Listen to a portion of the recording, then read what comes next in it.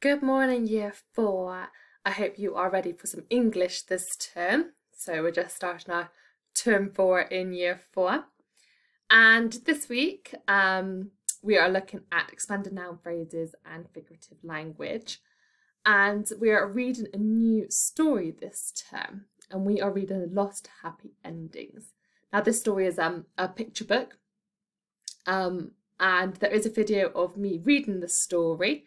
So if you have not done so already, I would like you to go and watch that video, listen to the story, and then come back to this English lesson. So today we are going to identify expanded noun phrases. Now you guys are awesome at noun phrases. The adjectives you use are brilliant, and you always include them in your writing. But this term, when we're focusing on expanded noun phrases, I want us to really think about the adjectives that we are using.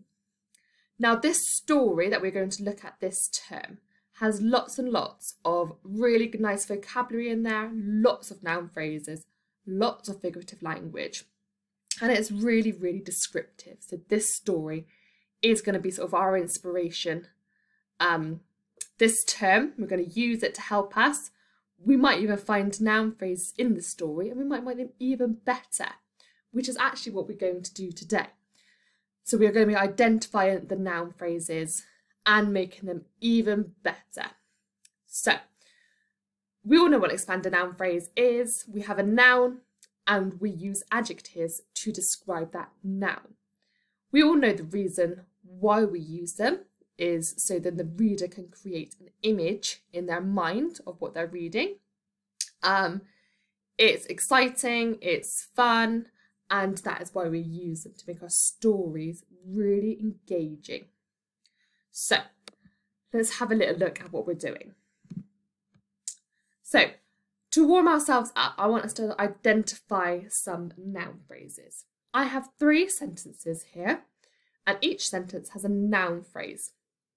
So I'm going to read them to you first, and then I want you to pause the video and write down the noun phrase in each sentence. Now remember that you need to find the noun and find the adjectives that describe that noun. So, number 1, the brightly coloured parrot flew through the canopy. Number 2, after his lunch, Harold ate a sweet, delicious chocolate brownie. Number 3. Under the waves, the stripy fish swam quickly through the reef. You might notice in those sentences that there are some fronted adverbials. Of course, we need to include fronted adverbials in our writing, but today that isn't our main focus. So, pause the video now and go through and identify the noun phrases in each of those sentences. Okay, welcome back everybody. So, number 1, the brightly coloured parrot flew through the canopy. We have a couple of nouns in this sentence, but the noun that is being described is parrot. And then we've got brightly coloured are my adjectives to describe this parrot. So, brightly coloured parrot is my noun phrase in this sentence. Number 2, after his lunch, Harold ate a sweet, delicious chocolate brownie. Again, there's lots of nouns in this sentence, but the noun that is being described, the main focus, is brownie, and it's being described as sweet, delicious chocolate. Sounds lovely. Number 3, under the waves, the stripy fish swam quickly through the reef. Again, a few nouns in this sentence, but the noun that is being described, the adjective that is being used, is stripy, and then we've got fish as our noun. Well done if you've got all of those correct. Now we're going to do a quick quiz, identify a few more sentences, and then I'll explain your task today. Okay. So, on this page, we are going to identify the expanded noun phrase. So I've got a sentence here at the top, and I've got 3 options for my noun phrase. It says, the clumsy man tripped up because he wasn't looking. Is it looking, the clumsy man, or tripped up. Could you write down which one it is? Or what you could do is number them. You could go 1, 2, 3, and then write down which number you think the noun phrase is. I'll give you a couple of seconds just to write that down. Could always pause the video. So if you wrote down or identified that it was the clumsy man, the man is my noun, I'm describing him as clumsy. Let's do another one. Here we go. That new pink bike is mine. That new pink is mine. The new pink bike.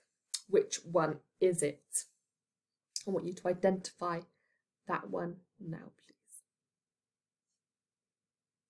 If you said that new pink bike, you are correct. Well done. Let's do one more then, and let's explain what we're doing today. Let me move myself out of the way. There we go. The determined athlete ran as fast as possible. Is it the determined athlete as fast as possible or ran? Well done if you identified the noun phrase as the determined athlete. Athlete is my noun in that sentence. Good job, everybody. Okay, so your activity today. I'll explain it and then I'll model it and then you are going to have a go. So what we are going to do, on our home learning page, there are 3 different extracts from the story, The Lost Happy Endings. I want you to choose one, okay? And then identify the noun phrases in that passage, okay, in that extract. Identify them by trying to find the noun and seeing whether they've used adjectives to describe that noun. Okay, so I'll show you how to do that. I've got an extract here. I'm going to read it, and then I'm going to, as I go, I'm going to just think about where are my nouns, where are my adjectives. So, one evening, as Jub set off with her 4 sacks, she noticed scarves of mist draped in the trees. One of them noosed itself around Jub's neck, soft and damp, and made her shiver. By the time she had reached the middle of the forest, the mist had thickened, and Jub could only see a little way ahead. The shadowy trees looked villainous, tall gulls with long arms and twiggy fingers. Bushes crouched in the fog as though they were ready to pounce like muggers. Jub hurried on. Hello, my small deario. Okay, so as I was reading that, I also noticed a lot of figurative language in there, which we'll look at in a little bit more detail this week. But let's just focus on the noun phrases. So the noun phrases I identified was shadowy trees. I've got tall gulls. I've got long arms and twiggy fingers. You might have already identified a few more in there. Not a problem if you have, but I'm going to just focus on these ones at the moment. So what you are going to do is you're going to choose one. I'm going to choose tall gulls. Okay, and then I'm going to make that one even better. So what I can do is I can think of another word for tall. Now remember, you can use Collins Online Dictionary to help you. See if that comes up with a different word. If you've got a thesaurus at home, that's your best option. Use the thesaurus to find out a different word for tall. You can also add adjectives, different adjectives to it. It doesn't have to be tall. It could be anything. So what I am going to do is I am going to use the large scary gulls. Whoops. There we go. And that's my noun phrase.